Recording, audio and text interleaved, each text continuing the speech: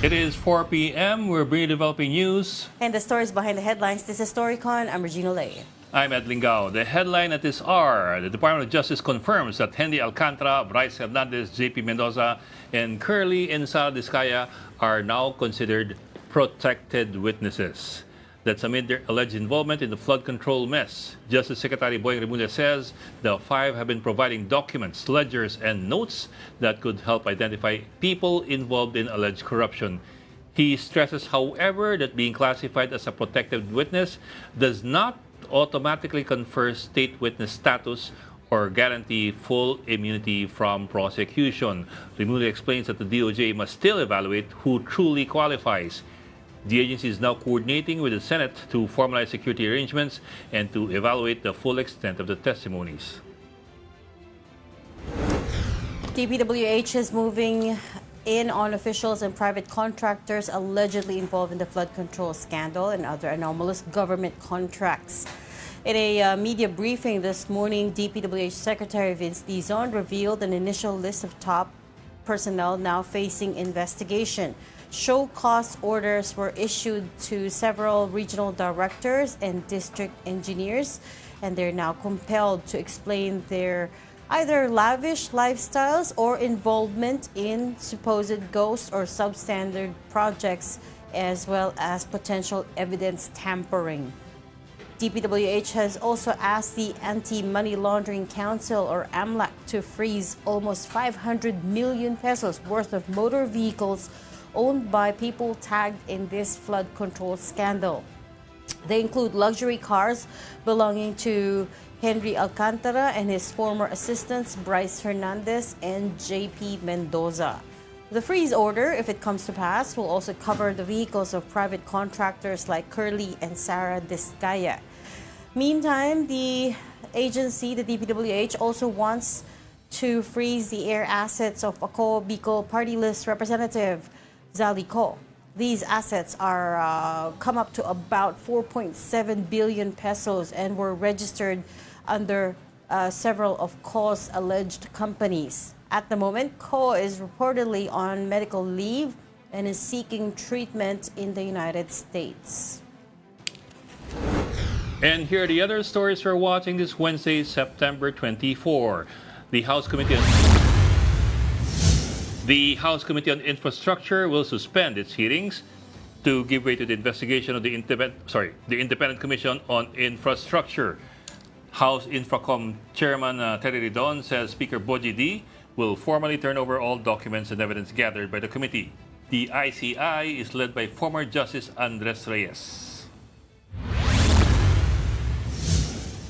The names De La Rosa and Aguirre appeared in the redacted pre-confirmation brief filed by the ICC prosecution on crimes against humanity charges against former President Rodrigo Duterte. They are alleged to have been involved in the national rollout of Duterte's anti-drug campaign. Senator Bato De La Rosa was, of course, Digong's former PNP chief, while his first Justice Secretary was Attorney Vitaliano Aguirre.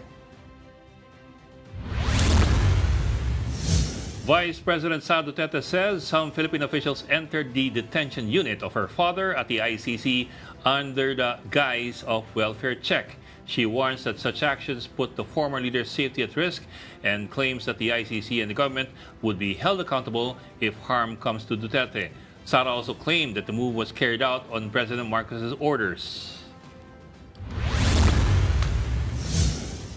And Malacanang has assured that President Bongbong Marcos faces no imminent security threats. The statement comes amid questions over his lack of public appearances in the last few days following anti-corruption protests last weekend. Palace Press Officer Yusek Claire Castro said that the president's absence is simply due to a lack of scheduled public activities.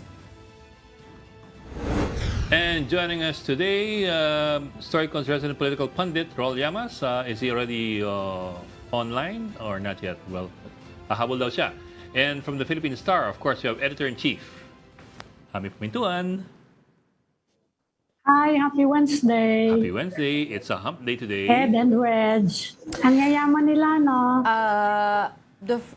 Oo nga, Ami. But the first thing that we have to clear up is anong difference ng being under Protected the witness, witness protection program sa protected witness ka lang.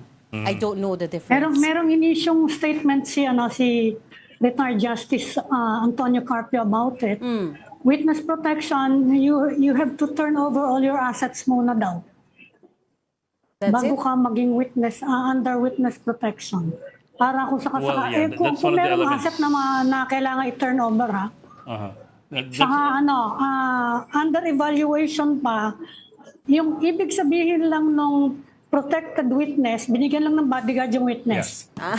Physically, Okay. may bantay ka lang. Okay. Oo, kasi medyo delikado. Kasi, maraming threat can come from anywhere, hindi ba? That's true. Hindi mo malaman na kung sino nga ano dyan. That is true. Kaya That is very poprotectionan true. mo muna because their testimony is important. Ang under Pero the yung witness protection program, kasi may legal ramification yung Correct. witness protection. Yes. Mawawala yung yung culpability mo, criminal liability. Yes. And then it could extend as far as having to shepherding you to a safer place, whether it's in the country Yes. or outside Could the be a country. change of identity. Could be a change of identity. So meron siyang framework. Yes. So okay, so the difference essentially is meron ka lang bodyguard if you're a protected witness. the main difference is, well, they're both very well guarded. The main difference lang is, Yes. under the witness protection Yung program, asset. you are talagang endorsed by state prosecutors for immunity. Hindi siya automatic immunity. It's endorsement by the WPP program to the court that this witness is a state witness providing vital evidence and therefore he should be given immunity as well. Ang protected witness, wala namang ganun eh. Wala ka pa dun sa next level which is witness protection program. So parang, I suppose, parang initial step to. Bantayan mo na yung tao para wala mangyari sa kanya while we see what you have to offer. Pwede pang i-reject ng court yung witness protection application. Pwede. Kasi hindi naman Yeah. discretion ng DOJ, Ng bigyan DOJ. ng immunity ng tao eh. It can only endorse. And it's the court that says that you're discharged as an accused. Which court Yes. can decide that? The RTC, I think the RTC. It has to be an RTC. Yeah. Okay. This is a criminal case, so RTC automatically, at the very least. So may ganung dynamics yan eh. It's not automatic, but malaking bagay yung endorsement ng DOJ at ng prosecutors if you are to move forward as a state witness. Okay. So So at this point na lang, may bantay ka, siguro meron kang Kevlar. well, naka-vest. Talaga. Naka-vest na sila. In the same way na, for example, si Janet Lim Napoles, pag nag-appear dati sa courtroom, para siyang protected, Yes. well, hindi siya witness, accused, pero protected siya. Naka-helmet In the sense pa siya nun, di ba? Yeah, pero hindi siya state witness, kaya siya nakulong. Yeah. Okay. Very Kasi siya clear. yung tingin nila most guilty, di ba? Very Dahil siya daw yung yung nag-design nung pork barrel scam. Although yung iba naman ang sinasabi, ibang tao, di ba? Senador daw yung nag-design actually. Okay. Ikaw talaga, Ami. Oy, marami Diba? na deja vu kahapon dun sa tatlong senador at dating senador. Na I like parang, your explainer on it. Oo nga naman. May Oh. deja vu. Yeah. Kasi Same nga. names. same people, same names. We're not Same casting people. judgment on them. We're just saying that these are the same names from 2010. Yeah, in 2001 in the case of 2001, Jinggoy, although hindi pork Yeah. barrel in 2001 in Jinggoy, but if you do recall, the first time Jinggoy was jailed with his father, si Erap, that was With his over father. the Plunder yun. that was over the Weteng Payola and the excise tax kickbacks. And Chabit Singson, if you do remember, testified Yeah. that si Chabit kasi ang nagbibigay ng ng kickbacks. Oo nga, siya. Siya Oo. mismo nagbibigay ng kickbacks kay Jinggoy daw. So si Jinggoy yung parang bagman. That was his allegation, Oh, okay. Na-clear eh. Kaya allegation na siya ngayon. Kaya nga, I'm emphasizing it's not my, it's in Yeah. the court records. That's the first time. The second time was in 2014. Sama-sama sa doon ni Bong Sa Revilla. PDEF. Why am I laughing? I'm not should be laughing. Oh. Oo nga. And then yung kay San Joel was 2008. Sibak. It was a 2008 case when he was still Sibak party list congressman. Sibak, it's citizens, Sibak. parang citizens anti-crime group Oo. eh. And anti-crime and corruption. Anti-crime and corruption group. Whatever. Naman. So Whatever. that was only 10 million kasi at that time kasi when you talk about these monies maliit-liit pa yung mga pinag-uusapang amounts 10 million that allegedly Malaki na yun noon, considering inflation. You know, equivalent to about 50 million now.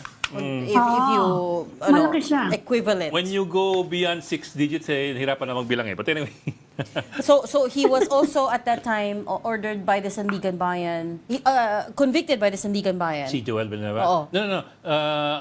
The ombudsman kasi has the authority to dismiss administratively. Yeah. Iba pa yung criminal And disqualified from public office. Pag criminal case kasi, the Sandigan Bayan will file a case. But administratively, it can dismiss somebody even without a criminal conviction. So the Sandigan Bayan, based on the evidence that it had acquired on the 2008 case ni Joel Villanueva dun sa Compostela Valley, found him guilty of gross dishonesty and Gross I forget neglect the of duty. for 10 million pesos of his pork barrel and ordered him dismissed from the public service in 2016. Yes. At which time he was already a senator. Disqualified, Oo. Yeah. Ang problema Hindi kasi, sinunod ng Senate. ang problema kasi, Pinotektahan ng Senate. yeah, although mukhang may basis din yung Senate kasi if you look at the Ombudsman Law of 1989 ba, or thereabouts, ang sabi ng Ombudsman Law, meron lang jurisdiction, walang jurisdiction ng Ombudsman in punishing impeachable officials and members of Congress and the judiciary. So, meron dong technicality. So it's one of those instances na the Senate did not listen to the Ombudsman. Yeah. Saying that you saying can't that- discipline one of our members. Kami lang pwede mag-discipline sa members namin, which is how the case Of went course, away. they will not essentially. discipline. They will not discipline their napag-usapan members. natin kahapon with Attorney Raymond Fortun. Parang, binalik niyo ba yung pera? 124.5 million. Hindi pa. Kailangan daw motion for ano yung term na ginamit niya? Implementation. A motion Motion to implement the order. Motion to implement the order. Mukhang wala na And ng the follow-up motion to implement can be opposed, hindi ba? They can oppose it Oo. Wait, we have somebody from the IBP who we can talk to about this among other issues, among other legal issues. Sige. We bring him in. Attorney Igon Wala pa yata Cayosa. siya, nandiyan ba siya? Attorney Igon Cayosa, can you hear us? Good afternoon, good afternoon. Yan na pala. Ayun, magandang hapon po, Attorney Cayosa of the Integrated Bar of the Parang the Philippines. line is a bit shaky. Oo. Sir, Attorney Cayosa, can you hear us? Hi, attorney. Yeah, I can hear you. Ayun. Okay. Okay. Take off? Wants to take off? Go. Well, sir, a lot of issues that were on the table yesterday. We wanted to ask you about some legal issues. Among them, yung witness protection, restitution, and all that. Pero if you don't mind, medyo hugot ako ng konti dun sa pinag-usapan namin just before we brought you in. Yung case po ni Senator Bong Revilla, this former Senator Bong Revilla, remember in 2018, siya po'y na-acquit ng Sandigan Bayan dun sa case sa plunder, pero na-convict yung kanyang chief of staff kasi sa kanya dumaan ng pera. I forget how much already, so many 100 million But at the same time, dun sa desisyon ng Sandigan Bayan, meron pong nakalagay na kailangang ibalik ang 124.5 million na mga akusado sa National Treasury. Parang wala ko kami nabalitaan na may nangyaring ganun. Well, ganun ho naman ang ating sistema ng hustisya. Pag hindi na headline, nakakalimutan. But the decision has become final and it is still the legal responsibility of the accused na ibalik yan sa National Treasury. Pero sir, for example, si Richard Cambe, yung chief of staff ni Revilla at that time, has already died. He died in prison in the Bilibid during the height of the pandemic. So that's already one off. So what's the next step, kumbaga? Anong dapat mangyari ngayon? Sino na pwede mag-file noon? Who takes the next step? Can the state do it? Of course, it's not only can, they should. It is the legal responsibility of the prosecution, the DOJ, to demand payment. And kahit namatay na yung mga akusado, their estate remain liable. So dapat mga prosecutors pina-attach yung estate niya, mga ari-arian niya, kung meron siyang naiwan na to satisfy the judgment for the civil liability to return the stolen money. But sir, you're talking about Cambia, I suppose. What about the former senator? Meron ho ba siyang pananagutan? Kasi meron pong discussion doon as to whether or not si Revilla should be considered one of the accused to return the money, considering he was acquitted in the case. Well, usually the civil liability attaches to the criminal liability. So in this particular case, it would be the accused who were found guilty. Unless, of course, there is evidence and the decision specifically requires anyone accused. Kasi nga, yung criminal liability kasi you have to prove it beyond reasonable doubt. So ito naman hindi nila ginawa naman talaga nila, ninakaw talaga nila yung pera, pero kulang lang ang ebidensya to convict then Senator Revilla. So if the court finds that there is preponderance of evidence for the civil damages, pwede naman nilang habulin pa rin yung kanyang ari-arian. Attorney, may separate nga dun sa civil damages Kaya pinapabalik nga yung 124.5 million which Revilla's camp is contesting. Sabi nung abogado niya, pwede naman mag-file ng motion sa korte yung gobyerno kung gusto to implement the order para magkaroon na ng final ruling dyan sa pera na yan kung ibabalik nga niya o hindi. Sinong gagawa nun, attorney? Yung DOJ ba o yung OSG? Well, it will be already the OSD because the OSD is the lawyer for the Republic. Yung DOJ ho kasi Yes. sa criminal aspect yan. So tapos naman na yung criminal. But these two agencies, they just coordinate with each other. As a matter of fact, kahit nga wala siya ng motion, the court should have executed that already. Because it's part of the duty of the court to see to it that judgments are executed. So, diyan din natin nakikita yung kahinaan. Hindi natin alam kung bakit. Normally, Wala silang implementation power kasi, di ba? Pwede bang mag-order yung korte noon? Halimbawa, sino mag-implement noon kasi? Can they order the banks, for example? Hindi nila pwedeng gawin yun, di ba? Anong magiging process noon if the court wants some entity to implement its order? Well, what the court has the office of the sheriff. It is the sheriff that is ordered, an employee of the court, a public official who is tasked by the court to go look for the properties of this. So uunahin nila yung bank, the banks, asking the banks, as if this person has bank deposits. So the banks cannot lie. When they say that, then mag-i-issue ho yan ng levy against the deposit. So ipapasurrender yung mga pera na yan sa korte. Ngayon, kung wala na sa bangko, linimas na nila yung mga properties nila, whether real properties or personal properties. So yun ho ang pwedeng gawin ng Office of the Solicitor General para ma-recover niya yung amount na ninakaw nila. Pero sir, what boggles the mind is this is 7 years ago Yeah. Parang we're all waiting for somebody to do something or something to happen. And, well, his team is still appealing it, hindi ba? I don't know. Walang sinasabi si kapon, si Wala. Fortune. Walang appeal. Naging final na kasi, naging final na yung decision. Yeah.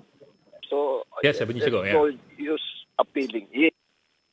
But Ed, Ami, sa totoo lang, kung titignan natin ang track record ng judiciary o ng ating justice system, ang daming, di ba, yung mga tax liabilities, bilyones, naging final na, naging Supreme Court na, hindi pa rin na-execute. So, we have so many of these, and that's why I keep on saying part of the problem is the judiciary, our justice system, the prosecutory arm of government. Kasi nga, kulang ng follow-through. That is why many of these crooks, they keep on doing it big time every so often. Kasi nga, alam nila, pwedeng i-dribble yan. That's what's happening in our justice system. And that breeds, when there is delay, it breeds corruption. And, it sustains impunity. Ang dami ng final decision pero hindi naman ina-execute. So we don't know. Kung mahirap siguro mga yan, baka nakuha na lahat ari-arian nila. But, this is a fact that is staring at us. That's why the campaign against corruption should not only be against DPWH o yung ikulong. Dapat tignan din natin kahit sigaw tayo ng sigaw ng ikulong, mabagal yung justice system natin. In many instances, system is either co-opted or corrupted, influenced or terrorized by the powers that be. So, that's the fact. So the change must not only come from like the implementing agencies or Congress, even the judiciary, the COA, for example, they have to change. They have to reform it. They have to be held accountable also because the delay is too much compared to other countries. 3 months, maximum of a year, 6 months, 3 months, tapos na yan. Nakulong. Sir, you mentioned tax liabilities na naging final na hindi pa rin na-execute. I don't know. Are you referring to the tax liability of the Marcos estate of which the president is the administrator? Yes. So he has to come to terms with that also. But ang mahirap po kasi ang problema, there's so many technicalities at iniikot-ikot lang sa mga korte, hindi naging final. I think part of that is the corruption also. Pero ang problema nga, attorney, sinong mag-i-implement? Kami, hindi nga namin alam Kapag may ganong order, sino mag-i-implement? Saka may penalty ba yung tao na hindi susunod dun sa order? Halimbawa, sinabihan siya, oy, balik mo yung perang yan. Tapos hindi niya ginawa. Wala namang punishment So who implements and who will be accountable kung hindi susundin? Meron. No, under the rules. Anong penalty? Naging senador pa nga siya. Well, precisely because hindi nga natin siya. Yan na nga. Kung hindi mo binabayaran, can be liable. Hindi. Anong penalty siya? Wala siyang penalty Ayaw niyang ibalik yung pera, wala siyang penalty. If you refuse to obey an execution order without basis, you can be imprisoned by the court. That's contempt of court. Pwedeng i-contempt ng court. Yes. Kung i-contempt ng court. Pero sir, mukhang the court na is ready for I don't remember any court citing anyone in enough contempt for non-compliance. But attorney, you're right, no? Even now, this early in this flood control scandal, maraming natatakot it's going to go the way of the PDAF scam, which is hindi yung most guilty ang makukulong. It'll drag on for many years. They'll hide behind legal technicalities. But can you, before we get into all of that, can you weigh in on this big debate of whether restitution is required to go under the Witness Protection Program? I'm sure nakita niyo po yung exchange between Justice Secretary Remulla and Senator Rodante Marcoleta about it. What do you think? Well, they're both lawyers, the Secretary of Justice and Senator Marcoleta, but unfortunately, the discussion is already bordering on technicalities. Senator Marcoleta insists that wala daw sa batas pagsosoli, but he might have forgotten details of the witness protection law. There's a particular section, Section 5, Paragraph E, and Section 5, Paragraph D, that says that before anybody is put into the witness protection program, he has to sign a memorandum I think we lost the Yeah. line. He has to sign a Sir, sorry to putol. memorandum. Legal obligation. So if you Teka, steal kukunin ko. something and you admit you stole it, it's your legal obligation to return. Sir, sorry, So it's choppy, sir. that's Can you repeat that provided for line? in law. Sir, sorry, can you repeat that line? You went choppy. Section 5, paragraph E and D says, ano po ulit? Paragraph 5D, Section 5, Paragraph D says, Section 5 says, before you are admitted into the Witness Protection Program, the applicant must enter into a memorandum of agreement with DOJ, with government. And Section 5, Paragraph D says that he agrees to comply with all his legal obligations and civil judgments against him. So, dalawa yan. So, pag magnakaw ka, inaamin mong ninakaw mo, it's legal obligation to return whatever ninakaw mo. So, that's clear.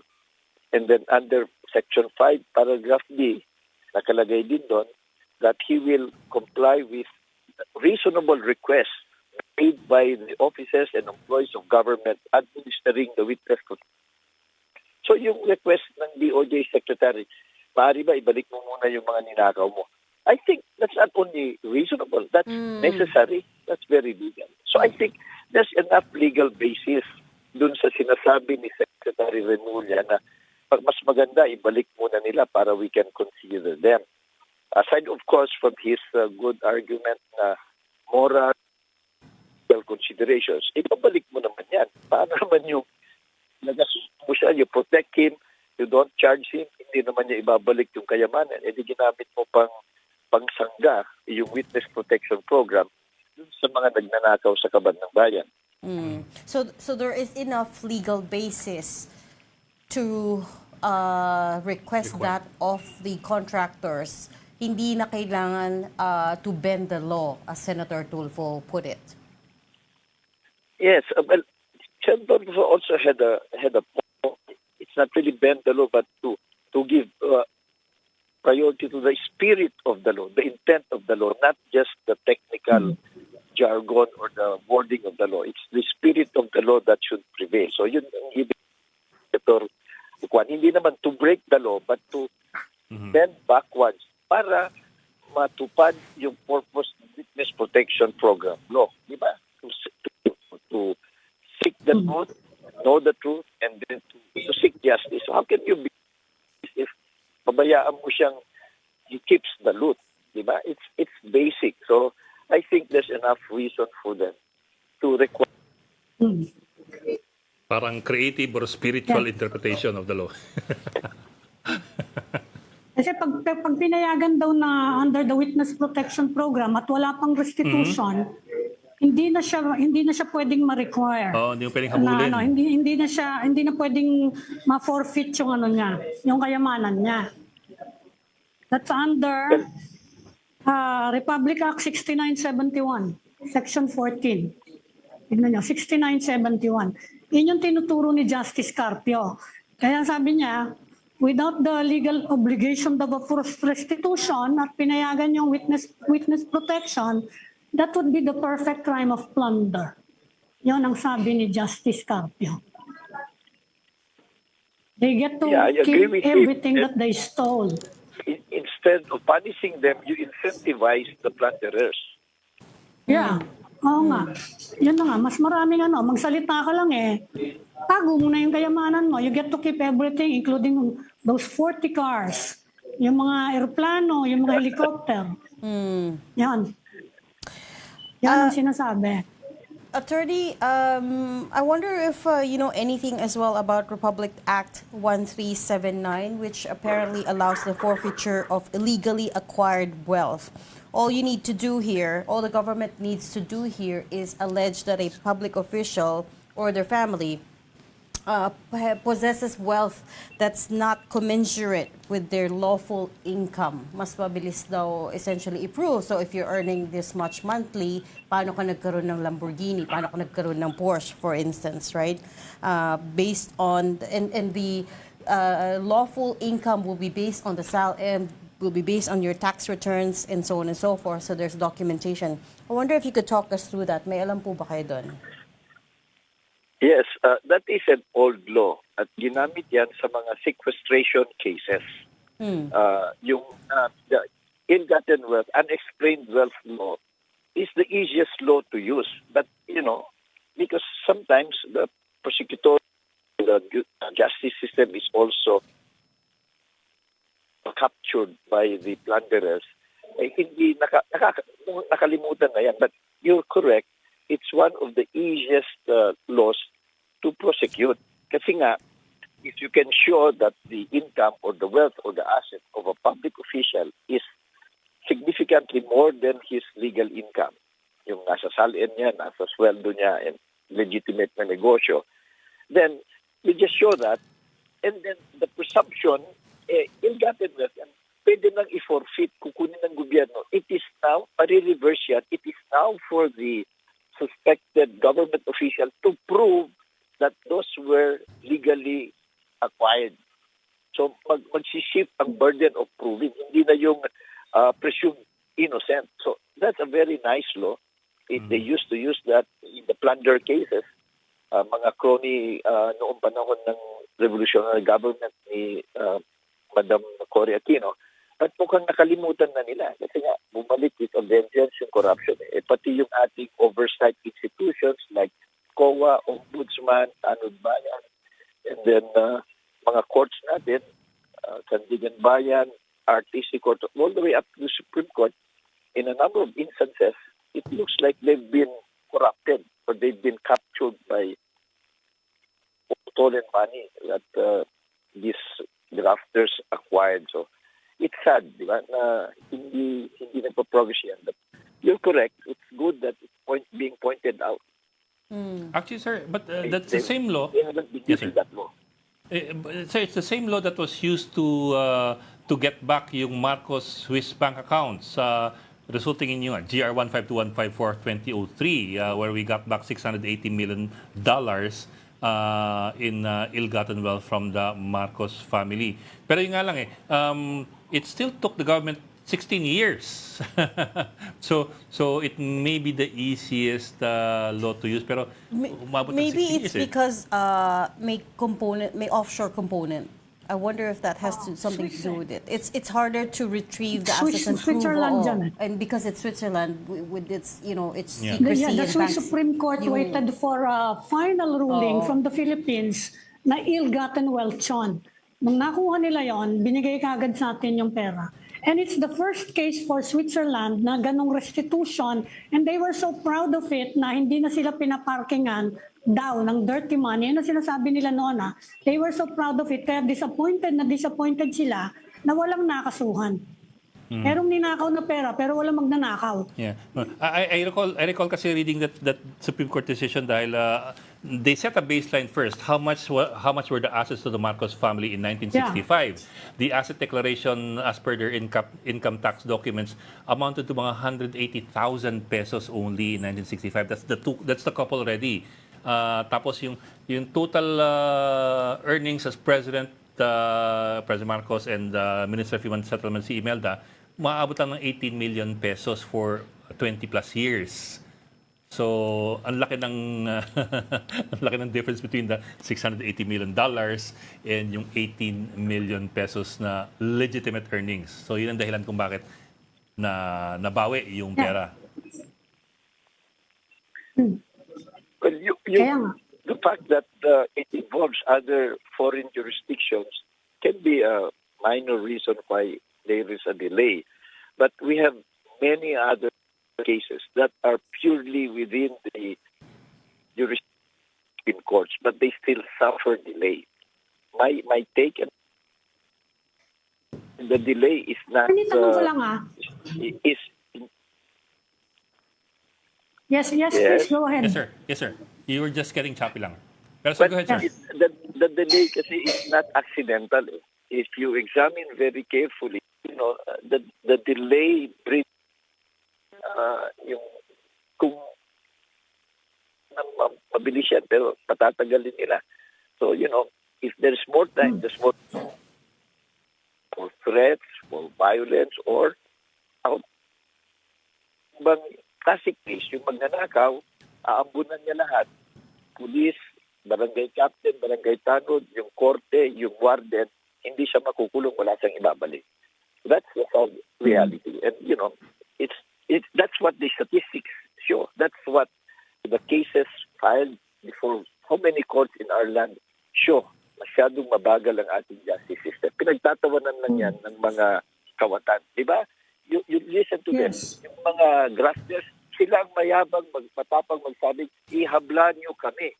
Why is that? Why are they not scared? Because they know they can influence, they can co-opt, they can threaten, or perhaps buy the justice system.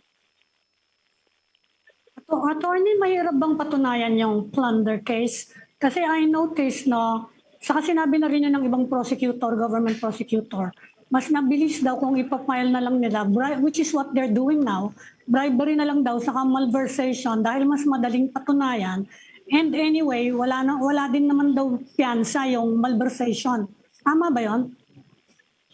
Well, tama ho sila because the revised penal code is much simpler. Kasi nga, that was done panahon pa ng magulang natin, so simple pa ang buhay na ito.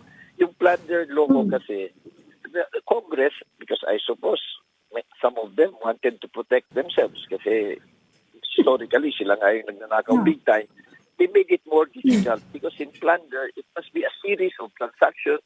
You have to show a scheme. Also, it did not help that the courts and the Supreme Court, put many other technical requirements na kung babasahin mo yung batas, simple lang dapat. Pero kung basahin mo yung jurisprudence, hindi pala. Ang daming mga technicalities. So, part to blame na rin yung judiciary na they've been leaning too much in favor of the accused. Lalong-lalo na sa plunder, yung pagnanakaw sa bayan. Di ba, malinaw yan eh. Ang dami ng malinaw na may ninakaw, hundreds of millions. Malinaw yan. It's not even question. But nobody is held responsible. How can we have a justice system like that? So, non-bailable ba yung malversation? Kung mataas ho yung amount, pwede. Kasi nga, iniba na nila yung, na-adjust na nila yung mga amounts to determine the bail.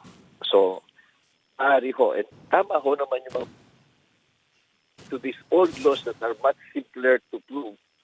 Yes. At yung jurisprudence yan, hindi ho kagaya yung mga planter. Kasi yung mga planter, big-time cases yan eh.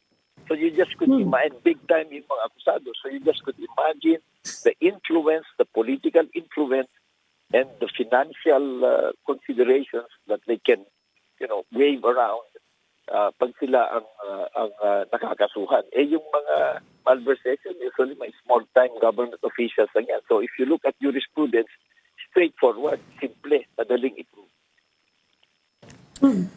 Yun na nga, sir. I mean, I think one of the concerns as well is that obviously we're dealing with very high-powered people that have a lot of resources. So billions in assets. We're talking billions in assets, right? We're talking tens of billions of public money that disappeared. So the worry there is, of course, they have all the resources in the world to hire, very capable, high-powered, influential lawyers, right?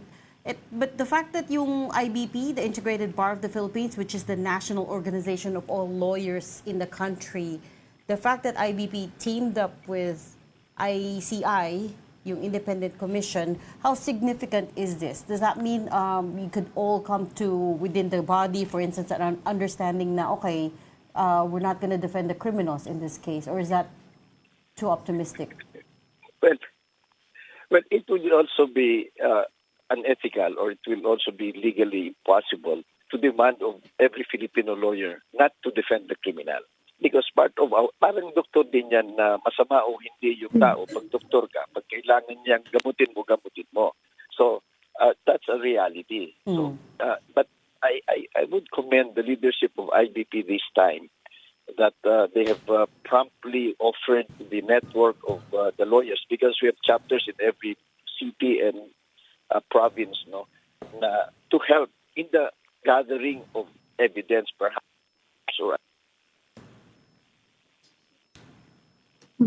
So, naputol na naman si Sir. Wala. Some interesting things sa Daga po. There were other successful cases of civil forfeiture of hidden wealth by public officials. Parehong general eh. Lisandra Badia and wife, former AFP Chief of Staff. Lisandra Badia, Yes. na pagdesisyon ng Sandigan Bayan and affirmed by the Supreme Court in Air Force siya, di ba? Oo. Tama. Armed Forces. Amounting to 11.2 million declared unexplained wealth forfeited in favor of the state. Parang late compared to late compared Liit sa pa. ano. Pero matagal na kasi yan, Ed. Malaki na rin yan noon.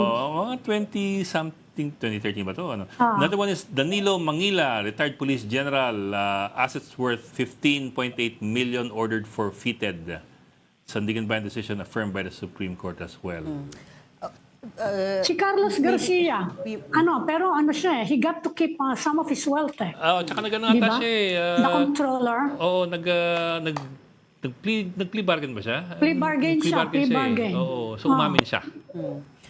Let's see Kaya if we malaki have... yung maitago niya. let's see if we have Attorney Cayosa back on the line. Attorney, are you there? Naputol talaga.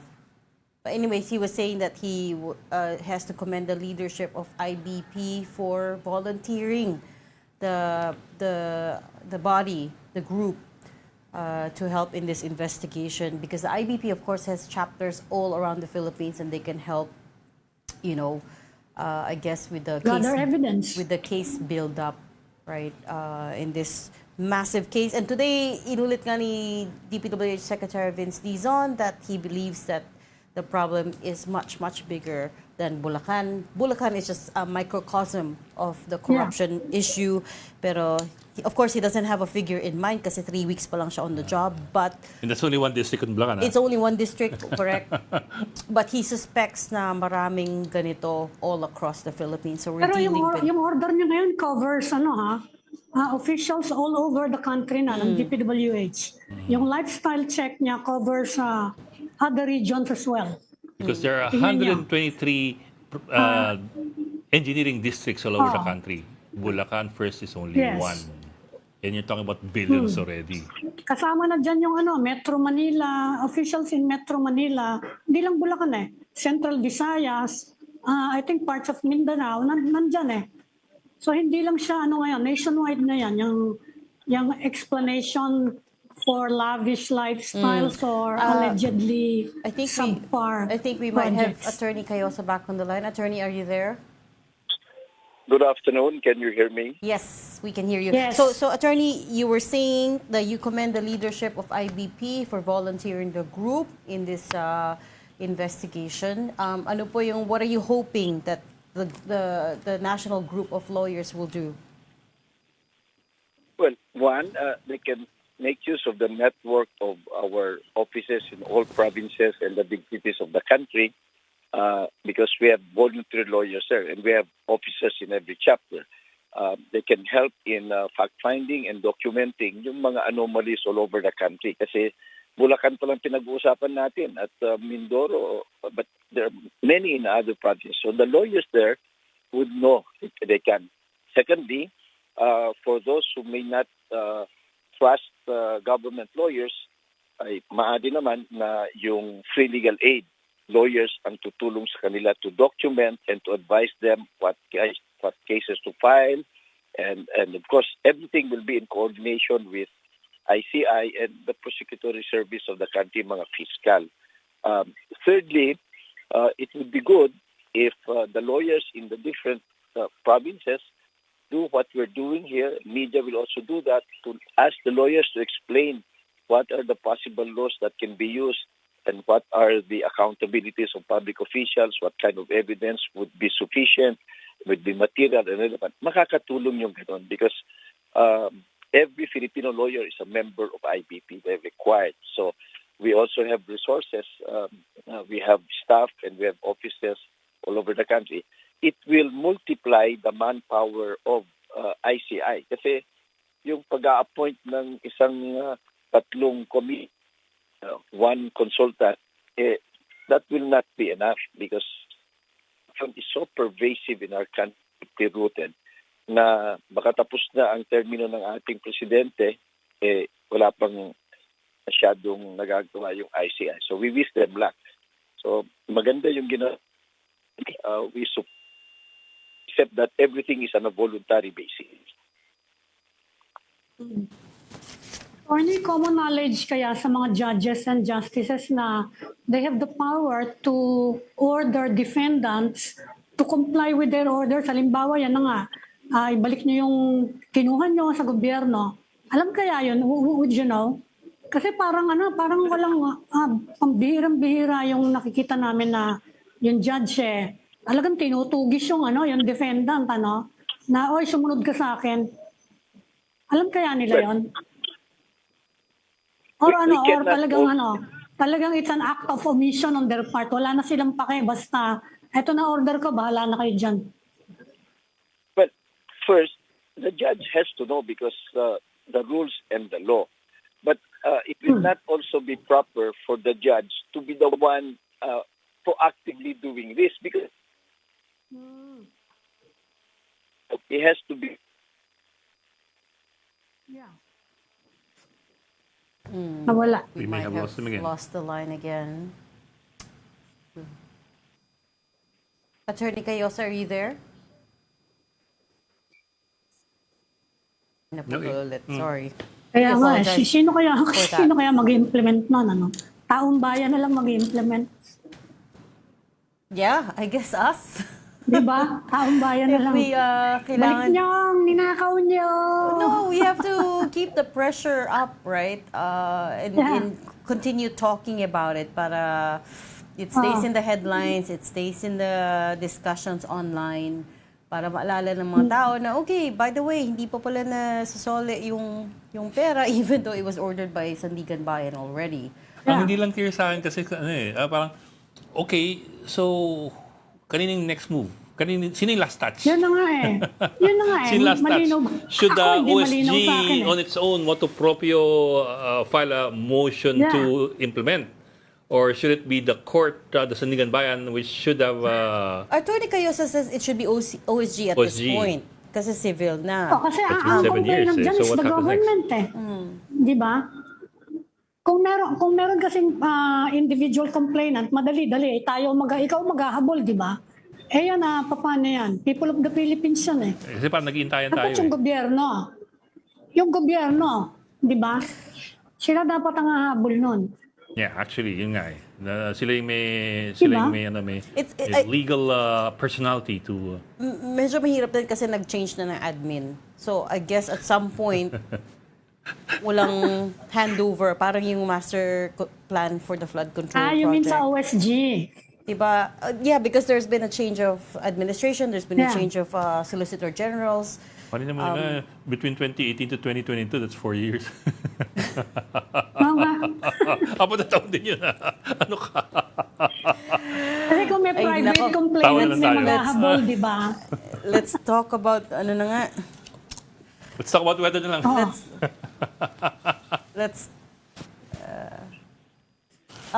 Attorney Chaos is back online. Bumalik siya? Ayan, okay. Attorney. Good afternoon again. Yes, sir. Sorry for the Attorney, line. sino yung mag-implement, attorney?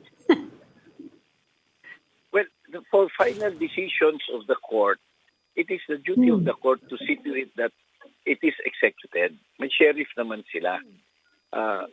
Kung kinakailangan na mag-file ng motion yung fiscal, the court can remind the fiscal to do that. Because it's the power and duty of the judge does not end when he makes a final decision. Pag natapos na, nag-appeal at lahat at na-sustain siya, it is his duty to implement or to execute yung kanyang decision. Kasi useless naman yung finding of guilt. Tapos wala ka namang marirecover. Hindi naman nakukulong yung hinatulan mo. So, nasa rules of court, Hoya, it's still part of his responsibility and his power to execute those final judgments. Sandigan Bayan. So responsibilidad ng judge, ha? Attorney, responsibilidad dyan ng judge. Of course, but that's why the judge should work in tandem with the prosecution kasi hindi naman pwede mag-motion yung judge, di ba? Yung prosecution should do that. But once those things are done, the court has see to it na ma-execute. May sheriff siya eh. He has the power. They can open bank accounts. They can look at property records, and they can levy. They can attach. They can levy. Kukunin nila yung mga properties na yan. That's within the power of the judge. That's the job of the judge and the sheriff. Okay. Di ba dapat we'll lagyan ng leave timetable yun? Yung Sorry. halimbawa, o-ordering ka, ibalik mo nga yung pera. Di ba dapat bigyan nyo ng deadline para medyo malinaw-linaw yung order? Hindi ka pareho nito. Ilang taon na tayo naghihintay. Parang in secula seculorum eh. Nangyayari. Oo, hindi ba dapat may deadline yon? Meron naman dapat deadline. Ang problema, ine-enforce ba nung justice system natin? Kung minsan, flimsy reason lang yan. Kahit alam nila kung nasan yung akusad, sasabihin niya na, wala ako sa bahay, walang tao doon, nag-change address. Yeah. And then, yung petty things, yung mga flimsy reasons not to execute, nangyayari ho kasi kung minsan yan. That's why, maganda pinag-uusapan ito, gisingin na rin natin ang ating justice system. Kasi kasama sila sa problema. Yung pamampayagpag ng pagnanakaw sa kaban ng bayan, malaking dyan, yung impunity, yung bang hindi natakot ang mga kawatan. Kasi alam nila na pag nakanakaw sila, kaya nilang impluwensyan o bilhin yung mga nagpapatupad ng batas, yung mga prosecution, yung mga juez, all the way up to the Supreme Court. Ang dami hong nabibinbin na kaso eh. Yung bang, maalala yung sinabi ng dating ombudsman na merong parking fee, totoo yun eh. Yung bang magbabayan lang sila para hindi ma-execute, hindi gagalaw yung kaso. Parking fee. Pinarking yung kaso. Correct. Pinarking yung kaso, no? So, Yes, that's Attorney, in common short, what knowledge. you're suggesting is pati yung IBP needs to clean up its ranks. No, hindi ho kami kasi nga hindi naman, of course, because the judges and the fiscals and everybody And the is a lawyers, lawyer. yeah. But they are the public officials. They hold the power. They have the legal responsibility. They are accountable public officials. Hindi ho naman lahat ng private lawyer pwede nating utus-utusan eh. Diba? Pero yung mga nasa gobyerno, sinumpa ang duty nila. Unfortunately kasi, they are under the radar. Kaya nga maganda pinag-uusapan ito, and that has always been my campaign, yung justice bilis. Because it's not enough that ihabla mo eh. Ang daming nang hinabla, pero ang mas maraming nakakalusot. At mas marami ding nadidribble. So, yung dribbling, yun ang tignan ninyo ang record ng judiciary. Ang dami ho diyang nakatago, refer to drawer, kumbaga, nadidismiss na lang because masyadong matagal na. Yeah. And then ganyan na kalakaran na bang postpone, everybody agrees, and then bigla na lang sasabihin ng akusado, I invoke my right to speedy disposal of the criminal case. And they grant that. Kasama din ho yan na method, escaping liability. Yeah. So, and that's why yung promptness, yung justice bilis is an indispensable component of an anti-corruption campaign. Yeah. Okay. We will leave the conversation there. We've run out of time. But thank you so much for your insights today, Attorney Egon Cayosa, former IBP president. Thank you, sir. Thank you, Attorney. Just before we go, Maraming salamat. Good afternoon po sa lahat. si former Senate President Cheese Escudero has been invited to appear before the ICI. And he was also, he did a quick interview with the media just this afternoon, and natanong siya ano yung reaction niya to Congressman Ronnie Puno, Deputy Speaker Puno, saying that si Cheese and Congressman Zaldico ang pinaka-responsible for the controversy around this 2025 national budget. Ang sagot po ni Senator Cheese Escudero is that's a mere diversion. And on that note, we shall end this show today. Thank you so much for joining Storycon today. I'm Ipamituan, Editor-in-Chief of the Philippine Star. Join us again tomorrow, 4 p.m. for Storycon. I'm Regina Lay. I'm Ed Lingao. We are One News all sides all the time. This is the Story Conference Group or the Storycon Group.